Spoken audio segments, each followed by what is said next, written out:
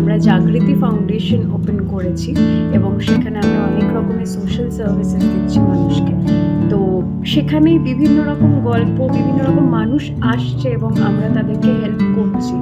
তো সেই ক্ষেত্রেই নানান রকম গল্প আপনারা দেখতে পাচ্ছেন এবং আগামী দিনে কী ধরনের গল্প আসতে চলেছে এই জাগৃতি ফাউন্ডেশন দ্বারা আমি বলবো প্রচণ্ড ইন্টারেস্টিং এবং মোড় ঘোরানো গল্প, সেটা কিন্তু আগে থেকে বলা যাবে না। এটা অফকোর্স একটা সারপ্রাইজ। প্রচণ্ড এক্সাইটেড, অরিজিনাল বিয়ে নিয়েও এক্সাইটেড ছিলাম, আর এখানে সিরিয়ালের বিয়ে নিয়েও এক্সাইটেড। সিরিয়ালের কত নম্বর? এটা বোধহয় হিসেব করে দেখতে গেলে 5 থেকে 6 নম্বর, মানে 5 থেকে 6 বার আমি বিয়ে পিড়িতে বসছি। আর সত্যি কথা বলতে গেলে এখানে একটা বেশ চমক আছে। বিয়েটা কার সাথে হবে এটা হচ্ছে ব্যাপার, অসীম না রণজয়। মানে দর্শকের কাছে এটা বিরাট বড় একটা প্রশ্ন যে কার সাথে কার হাত বা আলটিমেটলি ধরবে। কারণ দীপার চরিত্রটা সবাই জানে যে কেন ও জাগৃতিকে হেড করতো বা মিডল ক্লাস বিষয়টাকে হেড করতো, কারণ ও বিয়ে ভেঙে যায় বলে।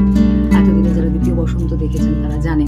বাট এটাই বলবো, দ্বিতীয় বসন্ত সবসময় আপনাদের সামনে নতুন চমক আনার চেষ্টা করে এবং আপনারা খুব কম সময় দ্বিতীয় বসন্তকে প্রচুর প্রচুর ভালোবাসা দিয়েছেন, আশীর্বাদ করেছেন এবং আমি চাইবো প্লিজ এটা